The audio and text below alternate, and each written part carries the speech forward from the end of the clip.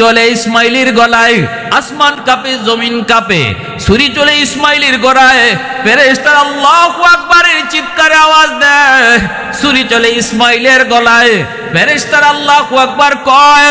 ছুরি চলে ইসমাইলের গলায়, জিব্রাইল আল্লাহু আকবার কয়, মালিক আর পরীক্ষা করা লাগবে না।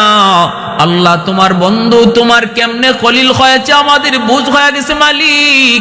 আল্লাহ আর পরীক্ষা লাগবে না গো আল্লাহ। ছুরি চালাইতেছেন চালাইতেছেন, 100 যখন দিলের ভিতরে আল্লাহর প্রেম, আল্লাহর মহব্বত প্রমাণিত হয়ে গেল, তখনই আল্লাহ পাক রব্বুল আলামিন কয়, জিব্রাইল কোথায় আছো? কয় মালিক আমি তো আমার জায়গায় সিদরাতুল মুনতাহায়। আল্লাহ পাক কয় দ্রুত যাও, দ্রুত যাও, দেরি করো না, জান্নাতি দুম্বা লয়া তুমি দ্রুত যাও, যাই আমার ইসমাইলকে ছুরির নিচ থেকে সরাও, সরায় জান্নাতি জুম্বাটা ইব্রাহিমের ছুরির নিচে ঢুকায় দাও, আমার ইসমাইলকে তুমি পাশে দাঁড় করাও। জিব্রাইল আমিন এত দ্রুত জান্নাতি দুম্বা লয়ে আসলেন। জিব্রাইল কয় আমি 24,000 বার দুনিয়াতে এসেছি, 3 বার আমি কেমনে আইছি আমি নিজেও জানি না, এত দ্রুত আইছি, এত দ্রুত। 3 বার দুনিয়াতে আমি খুব দ্রুত আইছি, এত দ্রুত আইছি। একবার হলো, একবার হলো, একবার হলো ইউসুফকে যখন কুয়ার মধ্যে ফেলানো হয়, তখন আল্লাহ কইছিল জিব্রাইল কই আছো? কয় মালিক আমি সিদরাতুল মুনতাহায়।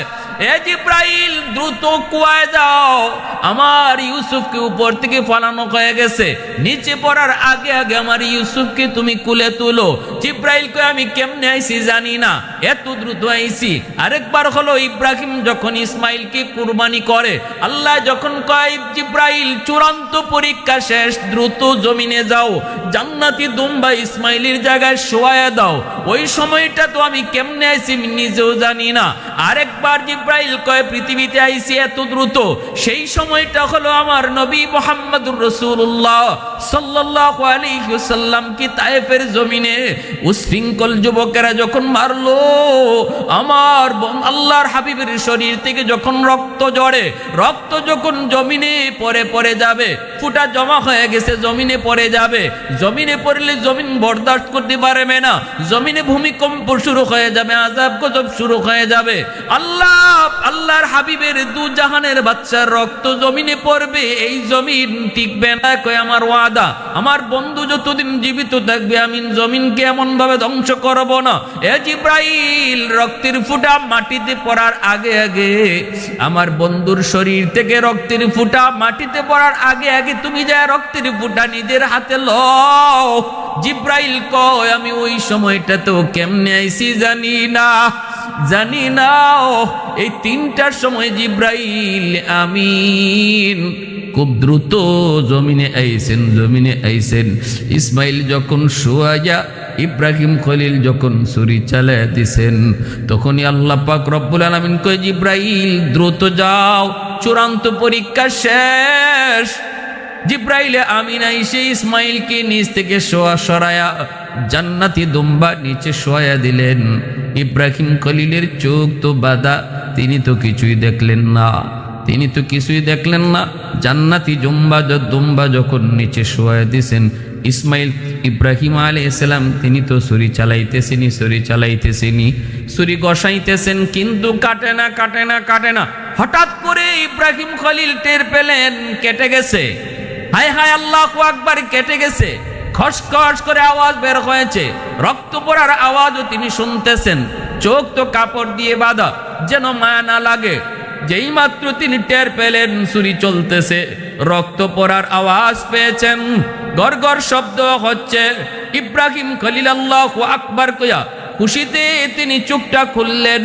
চোখটা খুললেন, দেখবেন কলিজার টুকরা সন্তান, একমাত্র সন্তান ইসমাইলের কল্লাটা একদিকে, দেহটা আরেকদিকে। হয়তো এই দৃশ্যটা দেখবেন, চোখটা খুলছেন, কিন্তু না গো, চোখ খুইলা দেখেন জবাই হয়েছে দুম্বা, আর পাশে দাঁড়ায় আছে ইসমাইল। ইসমাইল হাসতেছে, ইসমাইলের পাশে জিব্রাইল দাঁড়ায় আছে। আল্লাহর খলিল যখন দেখলেন দুম্বা জবাই হয়ে গেছে, ইসমাইল পাশে দাঁড়ায় আছে। খলিল তখনও তিনি আল্লাহ পাকের আদেশ আল্লাহ পাকের আদেশের কথা মনে হয়ে গেছে, আল্লাহ তো কইছে আমার ইসমাইলটা জব করতাম। টান দিয়ে ইসমাইলকে টান দিয়ে আবার টানাটানি শুরু করছে। আয় বাবা আয়, কে থেকে কি হয়ে গেল, দুম্বা কোত্থেকে আসলো, আয় বাবা আয়, আয় বাবা আয়, এখন তোরে কাটা যাবে, আয় আয় আয়। আবার যখন ইসমাইলকে টানা শুরু করলেন তখনই আল্লাহ পাক ডাক দেয়া কয়, বন্ধু বলিল আমার আর ইসমাইলকে টাইনো না, টাইনো না, আর ইসমাইলকে টানা লাগবে না, তোমার কোরবানি আমি আল্লাহ কবুল করে নিয়েছি। কে যেন তাকে ডাক দিয়ে কয়, ইব্রাহিম আল্লাহর নামে তুমি কোরবানি করো। সকালবেলা ঘুম থেকে উইটা চিন্তা করেন, ভাবেন, নবীরা স্বপ্নে যা দেখেন সেটাও ওহী হয়, আল্লাহর পক্ষ থেকে সেটা নির্দেশ, আল্লাহর পক্ষ থেকে আদেশ স্বপ্নের মাধ্যমে জানানো হয়। এই কথা ভেবে ইব্রাহিম খলিল আল্লাহর দোস্ত তিনি কিছু কুরবানি করলেন। পরের দিন স্বপ্নে দেখেন আবারও তারে কে যেন ডাক দিয়ে বলে, খলিল আল্লাহর নামে তুমি কুরবানি করো। সকালবেলা ওইটা তিনি 200 উট কুরবানি করলেন। মনে মনে ভাবলেন হয়তো আমার কুরবানি করা হয়েছে, স্বপ্নে দেখা আদেশ আমি পালন করতে পেরেছি। তৃতীয় দিন আল্লাহর খলিল আবারও স্বপ্ন যুগে তিনি দেখেন, তারে বলা হয়, খলিল আপনি আল্লাহর নামে কোরবানি করেন। তৃতীয় দিনও আবার তিনি 200 উট কোরবানি করলেন। কিন্তু না না না, যতই তিনি কোরবানি করেন, উট কোরবানি দেন, বারবার তার একই নির্দেশ, বারবার তার একই নির্দেশ করা হয়, উট কোরবানি নয়। খলিল আপনার কাছে সবচেয়ে প্রিয়, সবচেয়ে প্রিয়, সবচেয়ে প্রিয় আপনার কাছে যেই জিনিস, ওই জিনিস আল্লাহ পাক আপনার কাছে কুরবানি চান। আল্লাহর খলিল বুঝতে বাকি নাই কে হতে পারে সবচেয়ে প্রিয়। সবচেয়ে প্রিয় হলো তার সন্তান ইসমাইল।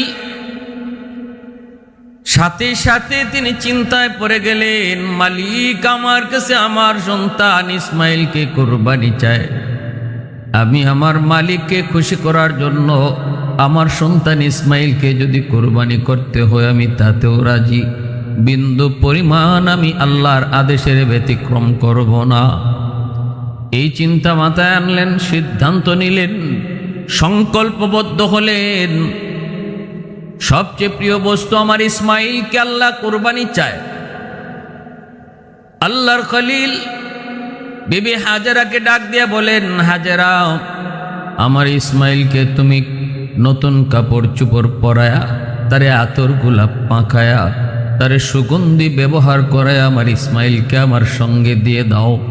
আমি ইসমাইলকে নিয়ে মেহমানদারিতে যাব, মালিকের বাড়িতে মেহমানদারি করব। এই বইলা তিনি আদেশ দিলেন, হাজেরা আমার ইসমাইলকে তুমি পোশাক পরাও, নতুন পোশাক, তারে আতর গোলাপ সুগন্ধি মাখায়া দাও। আমি আমার ইসমাইলকে নিয়ে মালিকের বাড়িতে দাওয়াত খাইতে যাব। মাও তো অনেক খুশি, আনন্দিত হওয়ারই তো কথা, কারণ এই তো সেই বাবা, যেই বাবা দুধের সন্তানকে এই মক্কার মরুভূমিতে বনবাস রেখে তিনি চলে গেছিলেন ফিলিস্তিন, সেখানে দীর্ঘ বছরের পর বছর থাকলেন। আমার কলিজার টুকরা সন্তান ইসমাইল বাবার আদর থেকে বঞ্চিত, মাহরুম। দীর্ঘ 7 বৎসর পর্যন্ত আল্লাহর খলিল ইব্রাহিম তিনি মক্কায় আসেনও না, পুত্র ইসমাইলকে দেখানো না। ওই অবস্থায় যখন 7 বৎসর পর তিনি আসলেন, আর আল্লাহর খলিল ইব্রাহিম তিনি যখন সন্তানকে পাইলেন আদর স্নেহ মায়া মমতায়, ওই অবস্থায় যখন তিনি বিবিকে বলতেছেন, বিবি সন্তানকে তুমি গুছায় টুছায় দাও, সুন্দর কাপড় পরিধান করে দাও, মালিকের বাড়িতে মেহমানদারিতে যাব। তখন মা ইসমাইলের মা হাজরা তিনিও তো মহা আনন্দিত, পোশাক পরাইলেন, সন্তানকে তিনি রেডি করলেন। এরপরে খুশি খুশি স্বামীর সাথে সন্তানকে দিয়ে দিলেন। ভাইরা বন্ধুরা, কঠিন থেকে কঠিন পরীক্ষা ইব্রাহিম খলিলের উপর। সকল নবী পয়গম্বরগণকে আল্লাহ পাক পরীক্ষা নিয়েছেন, কিন্তু ইব্রাহিম খলিলের উপর আল্লাহ পাকের পরীক্ষা ছিল অনেক বেশি, অনেক বেশি। একে একে অনেকগুলি পরীক্ষা দিয়েছেন। সবগুলি পরীক্ষার মধ্যে তিনি জিপিএ 5 সফলভাবে উত্তীর্ণ হয়েছেন, যার কারণে আল্লাহ খুশি হয়ে উপাধি দিলেন খলিলুল্লাহ। আমি আল্লাহর বন্ধু, আমার ইব্রাহিম, আমি আল্লাহর খলিল। এই উপাধি পেয়েছেন একাধিক পরীক্ষা দিয়া, পরীক্ষায় সফলভাবে পাশ করে। আল্লাহ এমন কোন নবী নাই যে নবীর কাছ থেকে পরীক্ষা নেয় নাই, ইমানের পরীক্ষা নেয় নাই। শুধু নবী নয়, ইমানদার মুমিন যেই হোক না কেন তার ইমানের পরীক্ষা দেওয়াই লাগবে। এই কথাটা আল্লাহ পবিত্র কোরআনে নিজেই বলেছেন, আহাসিবান নাসু আন ইউতরাকু আন ইয়াকুলু আমান্না ওয়া হুম লা ইফতানুন। মানুষ কি মনে করে সে বলবে আমি মুমিন, মানুষ কি মনে করে সে বলবে আমি মুসলমান, অথচ আমি আল্লাহ তার কাছ থেকে ইমানের পরীক্ষা নেব না? হতেই পারে না, ইম্পসিবল, হতেই পারে না। তুমি যদি বলো আমি মুমিন, ইমানের পরীক্ষা দাও, কারণ এত এমন এক দৌলত, এমন এক দৌলত, যেই দৌলতের কারণে আমি আল্লাহ তোমাকে জান্নাতের মালিক বানাবো, যেই দৌলতের কারণে আমি তোমাকে জান্নাতের মেহমান বানাবো। অতএব এই ইমানের পরীক্ষা আমি আল্লাহর কাছে দেওয়ার জন্য রেডি হও। তুমি যেমন মুমিনি হও, ইমানের পরীক্ষা তোমাকে দিতেই হবে। কারো ইমানের পরীক্ষা হবে একবার, কারো ইমানের পরীক্ষা হবে 2 বার, কারো ইমানের পরীক্ষা আল্লাহ নিবে বারবার, কারো ইমানের পরীক্ষা হবে ছোট, কারো ইমানের পরীক্ষা হবে বড়। তবে পরীক্ষা দেওয়াই লাগবে। নবীগণের ইমান যত মজবুত, এজন্য নবীগণের পরীক্ষা অত্যন্ত কঠিন। সকল নবীর ভিতরে সবচেয়ে বেশি পরীক্ষা দিয়েছেন আল্লাহর খলিল ইব্রাহিম। আল্লাহ সবগুলি পরীক্ষা দিয়া, সবগুলি পরীক্ষার মাধ্যমে খাঁটি সোনাকে আগুনে জ্বালায় যেমন নিখুঁত বানানো হয়, এইভাবে আল্লাহ তার খলিলকে একাধিক পরীক্ষা দিয়া একদম নিখুঁত বানাইছেন। উদ্দেশ্য শুধু ইব্রাহিম, তোমার ঔরস থেকে আমার বন্ধু মুহাম্মদুর রাসূলুল্লাহর আগমন হবে। সুবহানাল্লাহ। কত বড় পরীক্ষা হতে পারে একজন বাবা তার সবচেয়ে আদরের কলিজার টুকরা একমাত্র সন্তান। ইসমাইল আলাইহিস সালাম তখন একমাত্র সন্তান, তখন ইসহাক আলাইহিস সালামের জন্ম হয় নাই। তখনই নির্দেশ আসছে জবাই করার। আল্লাহ পরীক্ষা নিতে চাইছেন, বন্ধু ইসমাইলের পায়ে কি আমার চেয়ে মহব্বত ইসমাইলের প্রতি বেশি বেড়ে গেল? চলো না এরও একটু পরীক্ষা দেখাও, দেখি আমার মহব্বত বেশি না ইসমাইলের মহব্বত বেশি। দুনিয়ার একজন বাবার জন্য কত বড় কঠিন পরীক্ষা এটা হতে পারে। আজকে আমরা সামান্য জিনিস, সামান্য মহব্বতের জিনিসও আল্লাহর জন্য কোরবানি দিতে পারি না। সামান্য মহব্বতের বস্তু আমরা আল্লাহর জন্য হাতছাড়া করতে রাজি না।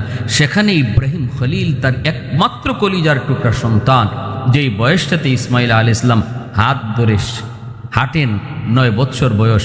বাচ্চাদের বয়স যখন এরকম 8 বছর 9 বৎসর হয়, তখন এই সময়টাতে বাবার আঙ্গুলে ধরে হাঁটা শিখে, আর তখন আব্বুকে আব্বু বলাও ডাকে শিখে। তখন ওই বয়সটাতে সন্তানের প্রতি বাপমার দরদ সবচেয়ে বেশি বেড়ে যায়। কারণ আব্বা ডাক, আম্মা ডাকটা আর বাবার হাত ধরে আঙ্গুলে ধরে হাঁটা, এই দৃশ্যটা বাবার কলিজার ভিতরে এমনভাবে মহব্বত জন্মায় দেয়। ওই সময়টাতে, ওই বয়সটাতে আল্লাহ জানতে চাইছেন, বন্ধু ইসমাইলের মহব্বত কি আমার চেয়ে বেড়ে গেল? আসো একটু পরীক্ষা দাও, যাও ইসমাইলকে জবাই করো। আমার ভাইরা বন্ধুরা, আল্লাহর খলিল ইসমাইল, আল্লাহর খলিল ইব্রাহিম সন্তান, কলিজার টুকরা সন্তান, একমাত্র সন্তান ইসমাইলকে নিয়ে রওনা দিবেন। এইদিকে শয়তানের শরীর আগুন। শয়তান তো মানুষের প্রকাশ্য দুশমন। শয়তানের শরীরে আগুন ধরে গেল, আগুন। ইব্রাহিম যদি এই পরীক্ষায় পাশ করে তাহলে ইব্রাহিমের মর্যাদা আল্লাহর দরবারে আরো হাজার হাজার গুণ বেড়ে যাবে। শয়তান কখনো মানুষের মর্যাদা আল্লাহর দরবারে বাড়ুক, এটা কখনো শয়তান চায় না। এজন্য ওই পথ থেকে যেই পথে আগাইলে আল্লাহর কাছে সম্মানী হওয়া যায়, ওই পথটা থেকে ফিরানোর জন্য শয়তান রাত নাই দিন নাই সময় ব্যয় করে। মানুষ যখন মাদ্রাসায় পড়ে, সন্তান যখন মাদ্রাসায় পড়ে, মাদ্রাসার সন্তানের পিছনে শয়তান যতটা সময় দেয়, স্কুল কলেজের ছেলেপেলের পিছনে শয়তান এতটুকু সময় দেয় না। কারণ স্কুল কলেজে পইরা কোনো সন্তান আল্লাহর কাছে এত দামি হয় না, মাদ্রাসায় পইরা সন্তান আল্লাহর কাছে যত দামি হয়। এজন্য মাদ্রাসায় পড়ুয়া ছাত্রদের পিছনে শয়তান সময় বেশি দেয়। আল্লাহর খলিল সন্তানকে নিয়ে রওনা দিছেন, জামার নিচে একটা ধারালো ছুরি আর রশি নিয়া। ভাবলেন এই রশি আর ছুরি যদি আমার বিবি হাজরাকে দেখায় হয়তো ভয় পেয়ে যাবে, আল্লাহর হুকুম জানার পরে হয়তো রাজি হবে, কিন্তু এরপর আমার ভয়, কারণ আমার প্রভু ইসমাইলকে কুরবানি করব, এই বিষয়টা হয়তো হাজেরা মেনে নিতে পারবে না। এজন্য আল্লাহর খলিল আসল কথাটা ভাঙ্গেন নাই, সত্য কথাটা বলেন নাই, বরং একটু ঘোরায় বলছেন, বিবি গো, তোমার কলিজার টুকরা সন্তান ইসমাইলকে সাজায় গুজায় দাও, মালিকের বাড়িতে মেহমানদারিতে যাব। মূলত ইব্রাহিম এখানে মালিক বলে দুনিয়ার মালিক বোঝায় নাই, তিনি বুঝাইছেন আসমানের মালিক। আর বিবি হাজরা মনে করেছেন দুনিয়ার কোনো বন্ধু কোনো মালিকের বাড়িতে উনি দাওয়াত খাইতে যাবে। এই বইলা তিনি যখন রওনা দিয়া দিছেন, এই দিকে শয়তানের শরীরে আগুন, আগুন তো ধরবে। জিলহজ মাসের ৮ তারিখ আল্লাহর খলিল ইব্রাহিম আলাইহিস সালাম তিনি যখন সিরিয়া থেকে মক্কায় আসলেন, সন্তান এবং বিবিকে দেখার জন্য আসার পর তিনি স্বপ্নে দেখলেন আল্লাহ পাকের পক্ষ থেকে নির্দেশ,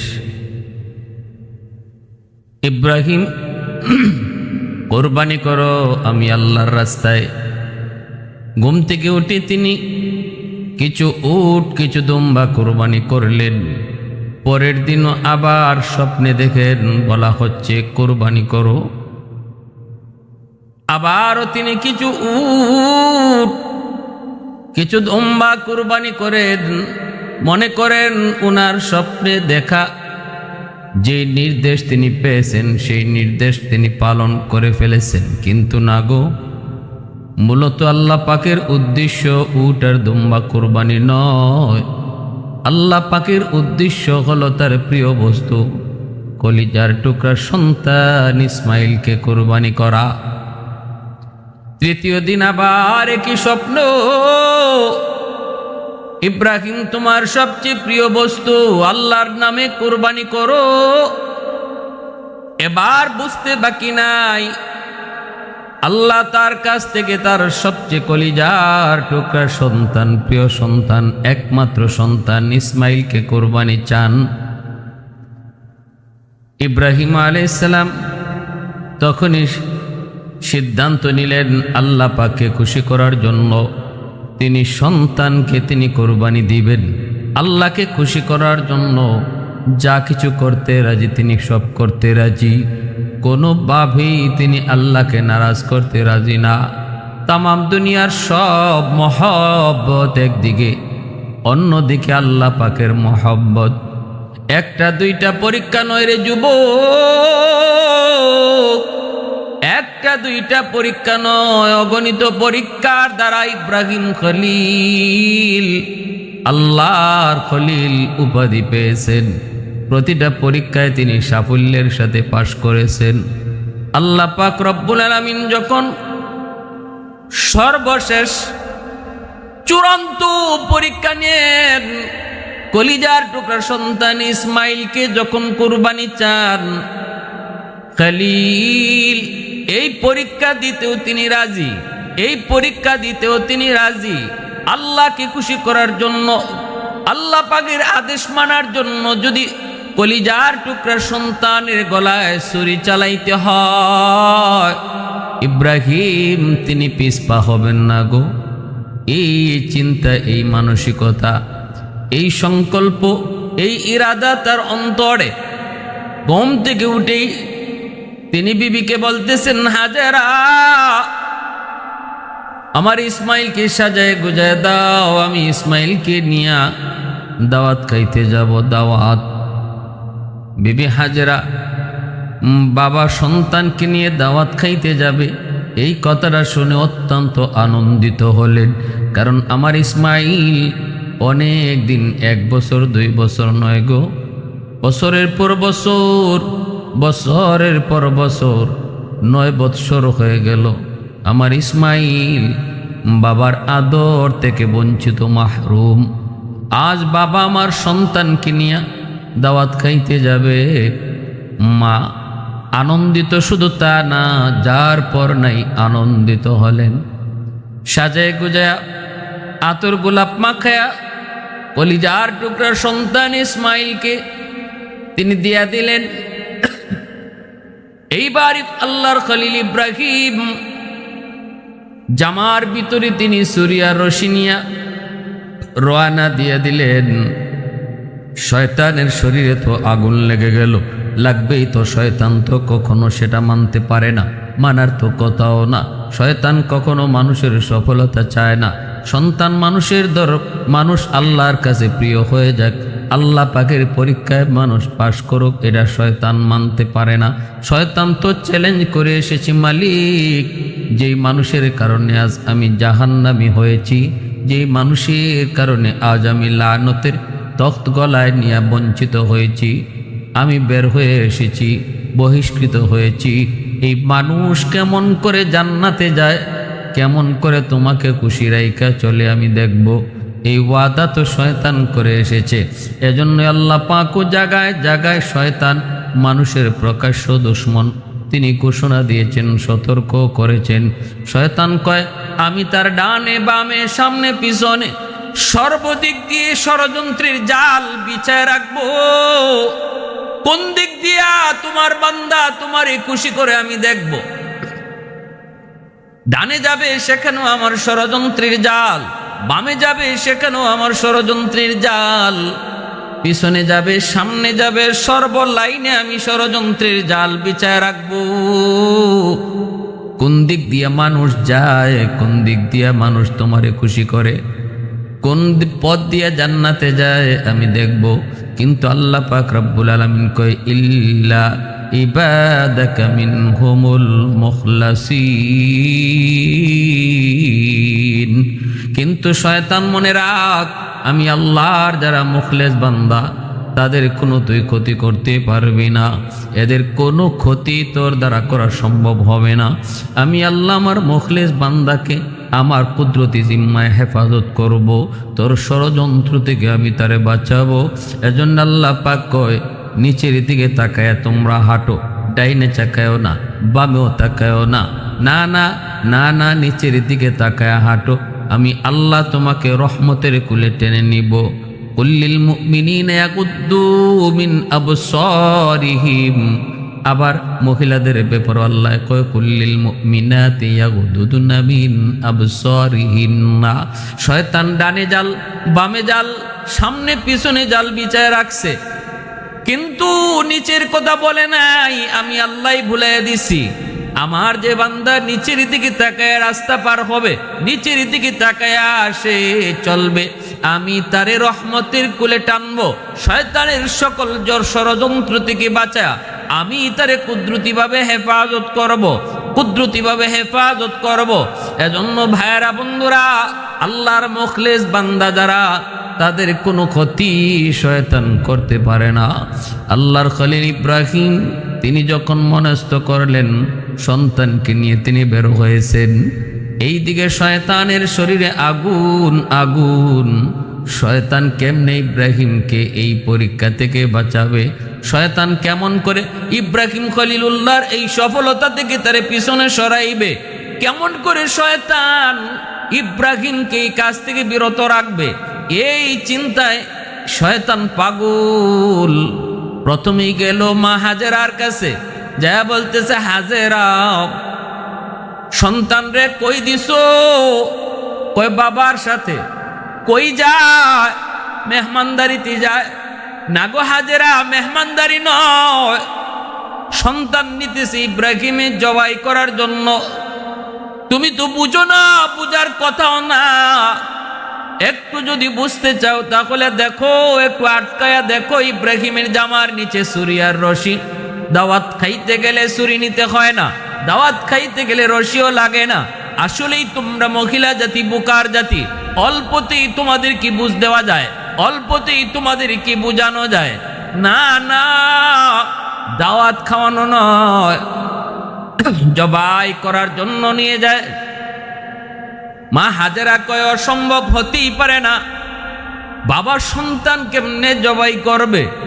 পৃথিবীর কোন বাবা এমন, পৃথিবীর কোন পাষাণ বাবা এমন সন্তান জবাই করে ফেলে? যদিও যদিও এই যুগে, আমাদের এই যুগে আমরা এমনও দৃশ্য দেখি, এটা তো বাবা না। গতকালকেও পত্রিকায় দেখলাম, জমি জমার বিরোধ লইয়া প্রতিপক্ষকে ঘায়াল করার জন্য বাবা কলিজার টুকরা মেয়েটাকে খুন করে ফেলেছে নিজের হাতে। নিজের হাতে খুন করে সন্তানের লাশটা ওই বিরোধপূর্ণ জমিতে রেখে দিয়া প্রতিপক্ষকে ঘায়েল করার জন্য মামলা দিছে। তদন্ত রিপোর্টে বের হয়ে আসছে আসল সত্য, না না, প্রতিপক্ষ হত্যা করে নাই, হত্যা করেছে তার মা, তার বাবা। নাউজুবিল্লাহি মিন যালিক। এটা জাহিলি যুগের চেয়েও চরম খারাপ। না না, এমন বাবা কি বাবা বলা যায় না, এমন মা কি মা বলা যায় না। মা হাজেরা কয় সম্ভব, কোন বাবা তার সন্তানকে জবাই করতে পারে না। কে তুমি? মিথ্যা কথা কেন বলতেছ? আমার স্বামীর ব্যাপারে কেন অপবাদ দাও? আমার স্বামী আল্লাহর খলিল, আমার স্বামী আল্লাহ পাকের নবী, আল্লাহর পয়গম্বর। পয়গম্বর কখনো মিথ্যা বলে না, নবী রাসূলগণ কখনো মিথ্যা বলেন না। এজন্যই তো এমন কথা আমি বিশ্বাস করতে পারি না। এবার শয়তান মনে মনে ভাবতেছে, হায় রে, হাজেরাকে বোঝানো সম্ভব নয়। আসল কথাটা না বলা পর্যন্ত হাজেরাকে বোঝানো সম্ভব হবে না। এগো হাজেরা শোনো, আমি যা বলেছি ঠিক বলেছি, আমি যা বলেছি ঠিক বলেছি। তোমার স্বামী সন্তানকে মেহমানদারি করাইতে নেয় না, সন্তান নিয়ে রওনা দিছে জবাই করার জন্য। যদিও ওইটা আল্লাহ পাকের মেহমানদারি, এজন্য সে এই কথাটা ঘোরায় বলছে। মূলত কাহিনী হলো, তোমার সন্তানকে জবাই করার নির্দেশ আল্লাহর পক্ষ থেকে এসেছে। কার পক্ষ থেকে? আল্লাহর পক্ষ থেকে। আল্লাহর পক্ষ থেকে এই নির্দেশ এসেছে জবাই করা, এজন্যই উনি নিয়ে যাইতেছে। যেই মাত্র শয়তান বলছে এটা আল্লাহর পক্ষ থেকে আদেশ, আর দেরি নাই, সাথে সাথে বিবি হাজেরা কয়, তাহলে তুই ইবলিস, মানুষ না। আমার কোনো ভালো চাওয়ার জন্য তুমি আসো নাই, নিশ্চিত তুই ইবলিস ক্ষতি করার জন্য এসেছো। কেমনে বুঝলা? হাজেরা কয়, বুঝেছি এজন্য, কারণ যদি এটা আমার আল্লাহর নির্দেশ হয় তাহলে তো এটা আমার জন্য সৌভাগ্যের বিষয়, আমার জন্য ভালো। পৃথিবীতে হাজারো সন্তান থাকার পরেও আল্লাহ আমার সন্তানকে তার নামে কোরবানি কবুল করেছে, এটা আমার জন্য বড় সৌভাগ্যের বিষয় গো। আমার এই ভালো কাজে তুই বাধা দিতে আইছো, এটা কোনো আমার খায়ের খা, আমার কল্যাণকামী কোনো মানুষের কথা হইতে পারে না। নিশ্চিত তুই ইবলিস। ইবলিস সাথে সাথে ধরা খেয়ে গেল। এবার ইবলিসে মনে মনে কয়, হাজেরার কাছে পারলাম না, এখন যায় দেখি ইসমাইলের সাথে পারিনি, ইসমাইলকে এই কাছ থেকে দূরে সরানো যায়নি। শয়তান তাড়াতাড়ি ছোট্ট বালক, 9 বৎসরের বালক ইসমাইলের কাছে যায়, কানে কানে ডাক দেয়, কই ইসমাইল কই যাও? কই আব্বার সাথে দাওয়াত খাইতে যাই। না রে ইসমাইল, দাওয়াত খাওয়া নয়, তোমার আব্বা তোমাকে নিয়ে রওনা দিয়েছেন জবাই করার জন্য, কুরবানি করার জন্য। সাবধান, এখনো সময় আছে, তুই পিছন থেকে ভাগ। যদি বিশ্বাস না হয় তাহলে বাবার জামার নিচে যায় দেখো, ছুরিও পাইবা, রশিও পাইবা। মেহমানদারি করতে ছুরি নেওয়া লাগে না, মেহমানদারি করতে রশিও নেওয়া লাগে না। অতএব এখনো সময় আছে, তাড়াতাড়ি দৌড় দে।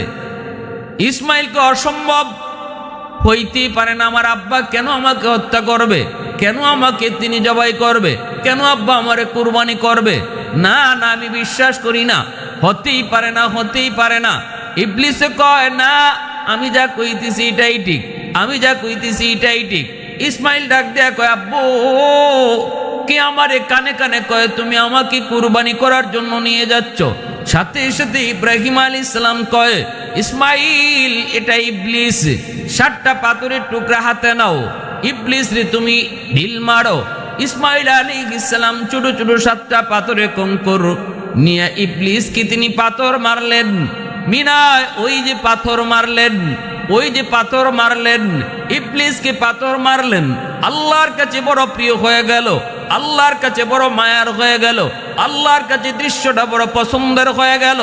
ইসমাইল আর একটু দূরে আগান, আবার ইবলিস যায় কয়, ইসমাইল যতই পাথর মারো এখনো সময় আছে, নিজে বাস।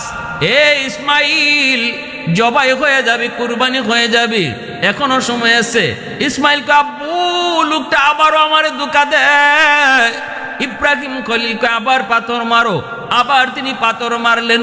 এইভাবে 3 জায়গায় সন্তানকে ইবলিস আটকাইতে চাইলো, 3 জায়গায় ইসমাইলকে ইবলিস আটকাইতে চাইলো। আর ইব্রাহিম খলিল কয় 3 জায়গায় পাথর মারো, 3 জায়গায় 7টা করে পাথর মারলেন। আল্লাহ পাক কয়ে, দুনিয়ার মুসলমান ইমানদার মুমিন আমার বন্ধুরা তোমরা শোনো, তোমরা যারা আমি আল্লাহকে খুশি করার জন্য হজ করতে আসবা, হজ করতে আসলে পরে তোমরা মিনায় যাবা, আমার ইব্রাহিম ইসমাইলের স্মৃতি তোমরা চারণ করবা। ওই জায়গা যেখানে যে আমার ইসমাইল 3 জায়গায় শয়তানকে পাথর মেরেছিল, আমি আল্লাহর কাছে এই দৃশ্যটা এত ভালো লাগলো, এত পছন্দ হলো। তোমরা যদি তোমাদের হজকে আমি আল্লাহর কাছে মঞ্জুর করাইতে চাও, তাহলে ইসমাইলের মতো এই 3 জায়গায় তোমরাও ইবলিসকে পাথর মারো, ইবলিসকে পাথর মারো। এই স্মৃতিচারণ ব্যতীত আমি আল্লাহ তোমাদের হজটাই কবুল করব না, হজটাই কবুল করব না। এজন্য হজের ওয়াজিব বানিয়ে দেওয়া হয়েছে। ভাইরা বন্ধুরা, 3 জায়গা থেকে তিনি পার হলেন। এইবার ইব্রাহিম খলিল ওই মিনার পাহাড়ের উপরে ইসমাইলকে নিয়ে তিনি উঠলেন। উঠার পরে তিনি বলতেছেন, বাবা ইসমাইল, বাবা আয় আমার কাছে, আয় আয় বাবা কাছে আয়। তোমারে যে যাই না বলেছি একদম মিথ্যা বলে নাই, কথা সত্য। বাবা আমি স্বপ্নে দেখেছি আল্লাহর রাস্তায় তোমাকে আমি কুরবানি করতেছি। এবার তুমি বলো তোমার মতামত কি একটু বলো। قال يا بني إني أرى في المنام أني أذبحك فانظر ماذا ترى قال يا أبت افعل ما تؤمر ستجدني إن شاء الله من الصابرين। ইব্রাহিম খলিল যখন পরামর্শ চান, মতামত চান, তখন ইসমাইল ছোট্ট বালক, যেমন বাবা তেমন ছেলে, আওয়াজ দেয়া কয়, বাবা আমাকে আপনি ধৈর্যশীলদের অন্তর্ভুক্ত পাইবেন, আমি অধৈর্য হব না গো বাবা। আল্লাহ আপনার স্বপ্নে যা দেখাইছে এটা আল্লাহ পাকের অবশ্যই নির্দেশ, কারণ আপনি আল্লাহর বন্ধু, কারণ আপনি হলেন আল্লাহ পাকের পয়গম্বর। নবীদেরকে আল্লাহ স্বপ্নে যা দেখায় এটা ওহীর অন্তর্ভুক্ত হয়। বাবা আপনি আদিষ্ট যা হয়েছেন সে অনুযায়ী আপনি আমাকে কুরবানি করেন, বিন্দু পরিমাণও আমাকে না শুকুর আপনি পাইবেন না, ধৈর্যশীলদের অন্তর্ভুক্ত আপনি আমারে পাইবেন। এই কথা বইলে ইব্রাহিম ইসমাইল বাপ বেটা দুজন রাজি হয়ে গেল। বাবাও রাজি আল্লাহকে খুশি করতে সন্তান জবাই করবে, আর ছেলেও রাজি আল্লাহকে খুশি করার জন্য নিজে জবাই হবে। পৃথিবীতে এমন কোন বাবা আছে রে যুবক, কলিজার টুকরা মায়ার সন্তান, একমাত্র সন্তানকে আল্লাহর সামনে কোরবানি দেয়? কেমন কোরবানি, কেমন কোরবানি! কারণ ইসমাইলের বয়স 9 বছর, অতি মায়া তুই মহব্বত। ইব্রাহিম খলিল যদিও তিনি ফিলিস্তিন, কিন্তু ইসমাইলের প্রতি মন, মক্কা ইব্রাহিমের মন পড়ে আছে। এই মরু প্রান্তরে রেখে আসলাম আমার সন্তান ইসমাইল এবং তার মা হাজেরা। হ্যাঁ, আমি ওখানে রেখে আসলাম, বনবাস দিয়ে আসলাম মরু প্রান্তরে। কেমনে দিনাতিপাত করে, কেমনে দিন কাটায়, রাত কাটায়, এই চিন্তায় সর্বদা ইব্রাহিম খলিল, সর্বদা তিনি পেরেশান থাকতেন। দিলের ভিতরে ইসমাইলের মহব্বত অন্তর জুড়ে। 9 বৎসর বয়স বাচ্চাদের যেই বয়সটাতে বাবার আঙ্গুলে ধরে হাঁটা শিখে গো, আব্বাকে আব্বা কয়া মুখ ভরে ডাকে, মাকে মা কয়া ডাকে, ওই বয়সটাতে সন্তানের প্রতি বাপমার দরদ বেড়ে যায়, বাপমার ভালোবাসাও দ্বিগুণের দ্বিগুণ বেড়ে যায়। শয়তান কয়, ইব্রাহিম যেভাবে ইসমাইলের প্রতি দুর্বল হয়েছে গো আল্লাহ, মনে হয় অবস্থা দেখা মনে হইতেছে ইব্রাহিম তুমি আল্লাহর চেয়ে ইসমাইলকে বেশি ভালোবাসে। আল্লাহ কয়, অসম্ভব, আমার খলিলকে আমি আল্লাহ একটা দুইটা নয় একাধিক পরীক্ষার দ্বারা আমি বন্ধু উপাধি দিয়েছি, খলিল উপাধি দিয়েছি। যতগুলি পরীক্ষা নিয়েছি সবগুলি পরীক্ষায় সাফল্যের সাথে পাশ করেছে। অসম্ভব না, এখনো আমার বন্ধুর কলিজায় আমার মহব্বত বেশি। ইবলিসে কয়, না না, ইসমাইলের মহব্বত বেশি। আল্লাহ কয়, তাহলে দেখতে চাও কলিজার টুকরা সন্তানকেও আমি আল্লাহকে খুশি করার জন্য আমার দোস্ত কোরবানি দিতে রাজি হবে? এই হলো পরীক্ষার শুরু। মিনার সেই পাহাড়ের উপরে উঠাও, বাপ বেটা দুজন রাজি আল্লাহকে খুশি করবে, নিজের জীবন দিয়ে হলেও আল্লাহকে খুশি করবে। আবার বাবার মনে হলো কলিজার টুকরা সন্তানকেও চিরদিনের জন্য বিদায় দিয়া আল্লাহকে খুশি করবে, তবু আল্লাহকে নারাজ করবে না। ইসমাইল কয়, বাবা আমাকে যখন আপনি কোরবানি করবেন, বাবা 1 নাম্বার হলো আমার হাত পা গুলি আপনি বেঁধে রাখবেন। কোরবানি করার সময় যখন ছুরি চালাবেন গো, আমার হাত পা নাড়াচাড়া যদি করে আপনার গায়ে লাগলে বেয়াদবি হবে। এজন্য আমার হাত পাগুলি আপনি রশি দিয়া বেঁধে নিবেন, আর আমার চোখটা আপনি বেঁধে রাখবেন, কারণ চোখে চোখে চোখ পড়লে বাবা আপনার মায়া লাগতে পারে। এজন্য আমার চোখটাও আপনি বেঁধে নিবেন। আর বাবার শুনেন, আমার রক্ত মাখা জামা আমার মার কাছে নিয়ে আপনি দিবেন। হয়তো আমার আম্মা রক্ত মাখা জামা পায় একটু সান্ত্বনা নিবে, সান্ত্বনা পাবে। এই 3টা কথা বইলা ইসমাইল যখন এই মিনার পাহাড়ের উপরে বসে শুয়ে পড়লেন, ইব্রাহিম খলিল ছুরি চালা দিবেন আল্লাহর নামে ছুরি চালাইলেন। ওই অবস্থায় মালিক ডাক দেয়া কইরে, ছুরি বল তোর মালিককে। ছুরি কয়, আল্লাহ তুমি। আল্লাহ পাক কয়, বল তুই কার হুকুমে কাটো? কয়, মালিক তোমার হুকুমে কাটি। আল্লাহ পাক কয়, ইব্রাহিম চা ইসমাইলকে কাটতো, কিন্তু আমি আল্লাহ বলতেছি তুই কাটবি না। আমি আল্লাহ নির্দেশ, তুই ইসমাইলকে কাটবি না। শুধু কাটবি না তা না, আমার ইসমাইলের একটা পশম পর্যন্ত কাটবি না, একটা পশম পর্যন্ত কাটবি না। 1 বার 2 বার নয়, একাধিকবার আল্লাহর নির্দেশ, সাবধান, আমার ইসমাইলের ছুরি একটা পশম পর্যন্ত কাটবি না। ইব্রাহিম খলিল তিনি সন্তানকে শোয়া যখন ছুরি চালিয়ে দিলেন, ছুরি তো ইসমাইলকে কাটে না, যতই ঘষাঘষি করেন ছুরি কাটে না। নিচ থেকে ইসমাইল ডাক দিয়ে কই, বাবা হয়তো আমার চেহারা দেখে আপনার মায়া লাগতেছে গো আব্বা, আপনি জোরে চাপ দেন, জোরে চাপ দেন। ইব্রাহিম ছুরি জোরে চাপ দেয়, কিন্তু ছুরি কাটে না, কাটে না, কাটে না। ইব্রাহিম খলিল গুসার চোটে ছুরিটারে উড়ায় ফেলায় দিলেন। এত ধারালো ছুরি পাথর দ্বিখণ্ডিত হয়ে গেছে। এবার ইব্রাহিম খলিল তো অবাক, ছুরিকে জিজ্ঞেস করে, কিরে কি ব্যাপার, এত ধার তোর? পাথর কেটে দিলে কিন্তু আমার ইসমাইলকে কাটো না কেন? সাথে সাথে ছুরি আল্লাহর কাছে জবান চায়, জবান, ও মালিক একটু জবান দিবানি, তোমার খালিলের সাথে একটু কথা বলবো। আল্লাহ পাক চাইলে জড় পদার্থের জবান আল্লাহ খুলে দিতে পারে, আল্লাহ চাইলে পাথরের জবান আল্লাহ খুলে দিতে পারে, আল্লাহ চাইলে লোহার জবান আল্লাহ খুলে দিতে পারে, আল্লাহ চাইলে গাছের জবান আল্লাহ খুলে দিতে পারে, আল্লাহ চাইলে মানুষের জবান আল্লাহ কেড়ে নিতে পারে। সাথে সাথে আল্লাহ পাক ছুরির জবান খুলে দিয়েছেন। জবান দেওয়ার মালিক হলেন আল্লাহ। পবিত্র কোরআনুল কারীমের সূরাতুর রহমানের মধ্যে আল্লাহ বলে, আর রহমান আল্লামাল কুরআন খালাকাল ইনসান। আল্লাহ পাক কথা বলার শক্তি দিয়েছেন মানুষকে। আল্লাহ চাইলে সেই মানুষের জবান আল্লাহ কেড়ে নিতে পারে, আল্লাহ চাইলে সেই জবান ছুরিকেও দিতে পারে। মুহূর্তের ভিতরে আল্লাহ ছুরির জবান খুলে দিলেন। ছুরি আওয়াজ দিয়া বলতেছে, ওগো আল্লাহর খলিল, আপনি বলতেছেন একবার কাটার জন্য, আর আমার মালিক আল্লাহ 10 বার 70 বার নিষেধ করেন না কাটার জন্য। আপনি বলেন কাটো, আল্লাহ কয় কাইটো না।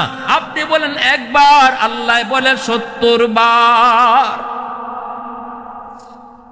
আহাদুল লাইসা কামিসলিক সামাদুল লাইসা কাফাদলিক লিমানিল মুলকু তুগু ই তু সাজাওয়ার খুদাই, তো খুদা বন্দে ইয়ামিনি, তো খুদা বন্দে ইয়াসারি, তো খুদা বন্দে জামিনি, তো খুদা বন্দে সামাই, তু রহিমি, তু করিমি, তু সামিঈ, তু বসিরি, তু মুইজ্জি, তু মুযিল্লি, তু মালিকিল আরশি বজাই। বরি আজ চৌচেরাই, বরি আজ সুরতে রঙ্গি, বরি আজ ইজ্জ নিয়াজি, বরি আজ বিম উমিদি, বরি আজ খুরদন ও খুফতন, বরি আজ তুহমতে মরদন, বরি আজ বিম উমিদি, বরি আজ রঞ্জ বালাই। সুবহানাল্লাহ, আল্লাহু আকবার, সুবহানাল্লাহি ওয়া বিহামদিহি, সুবহানাল্লাহিল আযীম। ছুরির জবান আল্লাহ খুলে দিয়েছেন। ছুরি কয়, নবী গো, আপনি কইতেছেন একবার কাটার জন্য, আর আল্লাহ কইতেছে 70 বার না কাটার জন্য। আমি কার কথা মানব? সাথে সাথে ইব্রাহিম খলিল অবাক হয়ে গেলেন। আমার আল্লাহই তো আমাকে নির্দেশ দিছে কাটার জন্য, তুই কোস কি, তুই কোস কি? আবার ছুরি চালাইলেন। ইসমাইল আলাইহিস সালাম নিচ থেকে আওয়াজ দিয়ে বলতেছে, বাবা, মনে হয় আমার চেহারা দেখে আপনার মায়া লাগছে, এজন্য ছুরি চালাইতে পারেন না, চাপ দিতে পারেন না। বাবা, আমাকে আপনি উপর করে শোয়া দেন, যেন আমার মায়াবী চেহারাটা আপনার নজরে না পড়ে গো, আমার মায়াবী চেহারাটা যেন আপনার নজরে না পড়ে। ইব্রাহিম আলাইহিস সালাম ইসমাইল আলাইহিস সালামকে উপর করে শোয়া দিলেন, চেহারাটা যেন তার নজরে না পড়ে। বাবা এইবার ছুরি চালাইলেন। বাবার চোখটাও বন্ধ। ইসমাইল কয়, আব্বা, আপনার চোখটাও আপনি বন্ধ করে নেন, যেন বিন্দু পরিমাণ আমার চেহারা আপনার নজরে না পড়ে, আমার চেহারাও যেন আপনার নজরে না পড়ে গো আব্বা। ইব্রাহিম খলিল যখন চোখটা বন্ধ করে নিছেন, আর ছুরি একের পর এক তিনি চেষ্টা করেই যাচ্ছেন। সর্বোচ্চ চেষ্টা যখন শুরু করলেন, বিন্দু পরিমাণ দিলের ভিতরে আর কোনো ধরনের সন্তানের প্রতি দরদ আর মায়া নাই, শুধু আল্লাহর মহব্বত আর ভালোবাসা। ছুরি চলে ইসমাইলের গলায়, আসমান কাঁপে, জমিন কাঁপে। ছুরি চলে ইসমাইলের গলায়, ফেরেশতারা আল্লাহু আকবারের চিৎকারে আওয়াজ দেয়। ছুরি চলে ইসমাইলের গলায়, ফেরেশতারা আল্লাহু আকবার কয়। ছুরি চলে ইসমাইলের গলায়, জিব্রাইল আল্লাহু আকবার কয়, মালিক আর পরীক্ষা করা লাগবে না, আল্লাহ তোমার বন্ধু তোমার কেমনে খলিল হয়েছে আমাদের বুঝ হয়ে গেছে মালিক। আল্লাহ আর পরীক্ষা লাগবে না গো আল্লাহ। ছুরি চালাইতেছেন 100 যখন দিলের ভিতরে আল্লাহর প্রেম আল্লাহর মহব্বত প্রমাণিত হয়ে গেল, তখনই আল্লাহ পাক রব্বুল আলামিন কয় জিব্রাইল কোথায় আছো? কয় মালিক আমি তো আমার জায়গায় সিদরাতুল মুনতাহায়। আল্লাহ পাক কয় দ্রুত যাও, দেরি করো না, জান্নাতি দুম্বা লয়া তুমি দ্রুত যাও, যাই আমার ইসমাইলকে ছুরির নিচ থেকে সরায় জান্নাতি জুম্বাটা ইব্রাহিমের ছুরির নিচে ঢুকায় দাও, আমার ইসমাইলকে তুমি পাশে দাঁড় করাও। জিব্রাইল আমিন এত দ্রুত জান্নাতি দুম্বা লয়ে আসলেন। জিব্রাইল কয় আমি 24,000 বার দুনিয়াতে এসেছি, 3 বার আমি কেমনে আইছি আমি নিজেও জানি না, এত দ্রুত আইছি, এত দ্রুত 3 বার দুনিয়াতে আমি খুব দ্রুত আইছি, এত দ্রুত আইছি। একবার হলো ইউসুফকে যখন কুয়ার মধ্যে ফেলানো হয় তখন আল্লাহ কইছিল জিব্রাইল কই আছো? কই মালিক আমি সিদরাতুল মুনতাহায়। এ জিব্রাইল দ্রুত কুয়ায় যাও, আমার ইউসুফকে উপর থেকে ফলানো হয়ে গেছে, নিচে পড়ার আগে আগে আমার ইউসুফকে তুমি কুলে তুলো। জিব্রাইল কয় আমি কেমনে আইছি জানি না, এত দ্রুত আইছি। আরেকবার হলো ইব্রাহিম যখন ইসমাইলকে কুরবানি করে, আল্লাহ যখন কয় জিব্রাইল চূড়ান্ত পরীক্ষা শেষ, দ্রুত জমিনে যাও, জান্নাতি দুম্বা ইসমাইলের জায়গায় শোয়ায়া দাও। ওই সময়টা তো আমি কেমনে আইছি নিজেও জানি না।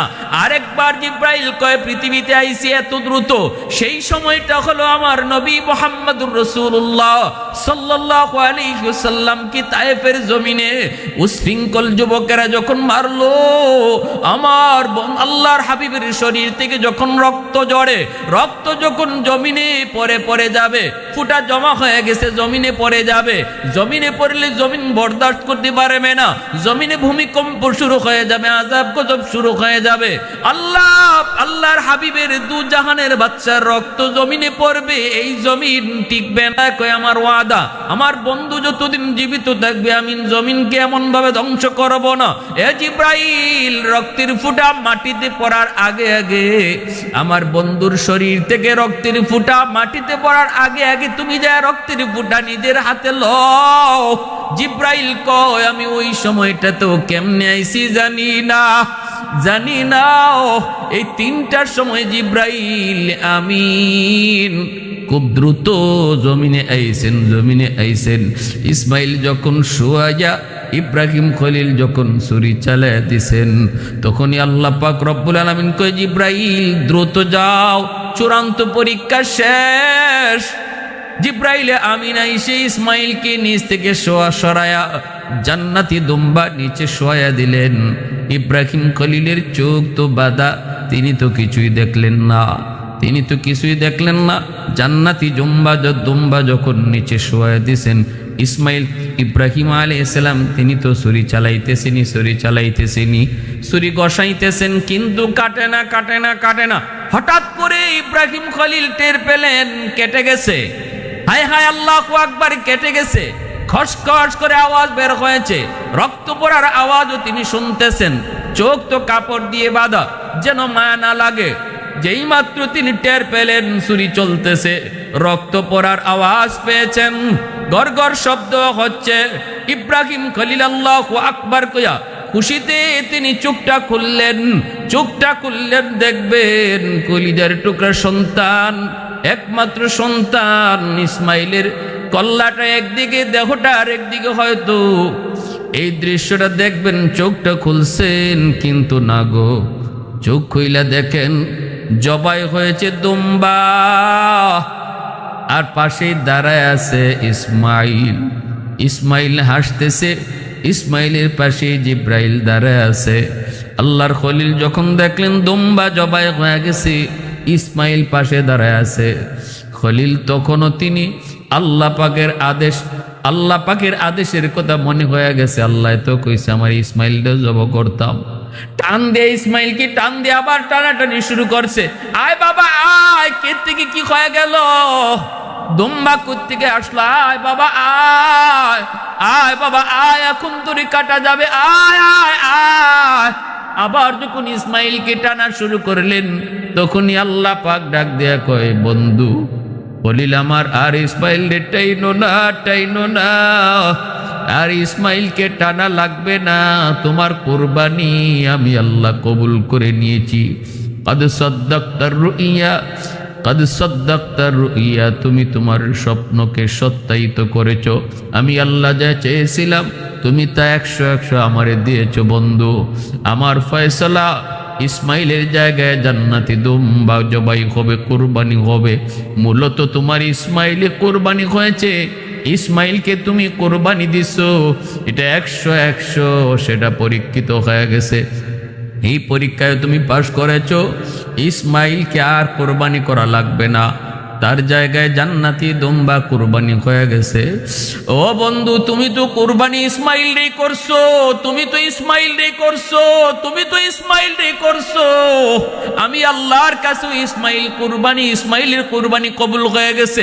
আমি আল্লাহর কাছে ইসমাইল কুরবানি হয়েছে, তোমার কাছে ইসমাইলি কুরবানি হয়েছে। পরীক্ষায় তুমি 100 সফল, 100 সফল।